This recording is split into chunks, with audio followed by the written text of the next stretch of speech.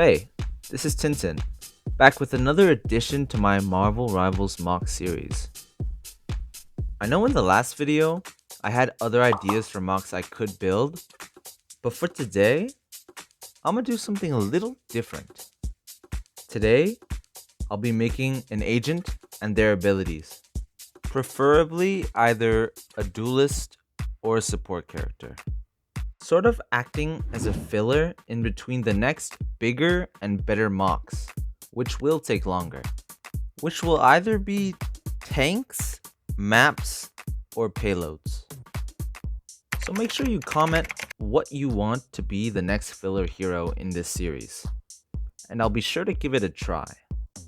I'll be trying to do one filler and one important mock around every month, or at least I'll try to. No promises. So anyways, today I'm going to be making the Punisher and all of his abilities out of Lego, which unfortunately means there's no wheel today, but it will come back in the next video, I promise. Getting to it, I started with the first build, which was the easiest. The figure itself. I don't have the biggest collection of minifigures, with most of them sadly being figs from Ninjago. So much yellow. So I decided to make him plain and simple, using the torso from the only Punisher figure we have gotten in Lego from the Daily Bugle set, taking off his arms and replacing them with regular skin-toned arms with black gloves, because I sadly did not have those t-shirt arm pieces in black. But if you want to do that yourself, you totally can. I used this pair of legs used by multiple different minifigures from the Civil War wave of sets, like Black Widow, Hawkeye, and Falcon, I think. The hair is your generic slick back hair seen in many sets on many people, such as Bruce Banner from this Hulkbuster set, Tony Stark had it at one point, and this random guy from the City set. And lastly, I used this shoulder pad piece, which aired in the Season 8 sets for Ninjago. This is why you should be a Ninjago fan, kids. They have the best accessories. Next we have his guns, starting off with his rifle. The only gun out of the two that actually needs more than one pieces to make.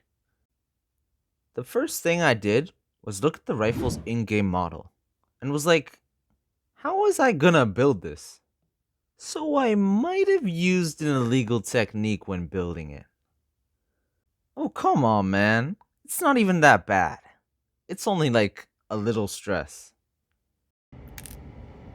Oh. Next is the shotgun, which I used this grappler piece from some Batman set I bought like a long time ago. And that's it. No, seriously. That's it. Next, we have the turret. The part I think I did the best on. But for the turret, I was having trouble with how big I wanted it to be. Whether the center barrel should be 2 studs wide instead of 1 stud wide, as the barrel's in-game model had 4 guns, and if I made it 1 stud wide, there would only be 1. But in the end, I was like, it's just too big. So I chose to make it 1 stud wide. For the front of the turret, being the skeleton, I used wedge plates and tiles to make the shaping of the skull, and these pizza slice pieces as the eyes of the skeleton. I used a variety of slope pieces on both sides to create the shaping from the original design seen in the middle section of the turret, with slopes coming out of a 1x3 plate with round tiles on each corner to make the shape of the base. I also connected a Technic piece to the base to allow it to rotate. Lastly, I added a 1x2 modified plate with a stud in the center connected to a bracket piece so I could sit the Punisher on his turret. And last but not least, we have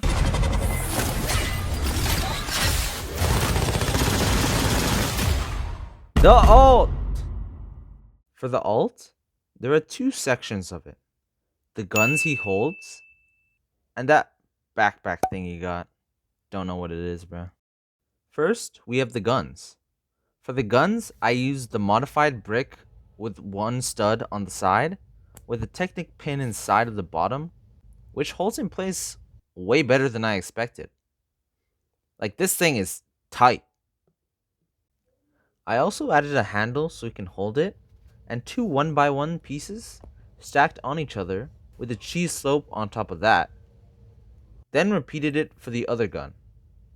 The only difference being that one of them has an ammo strap and the other doesn't. Only the right side can have the ammo strap, as I need the other side free so I can add this shoulder cannon thing on his left shoulder. Made out of this binocular piece with a hollow stud under it so it can connect to the bar. And boom, he's done.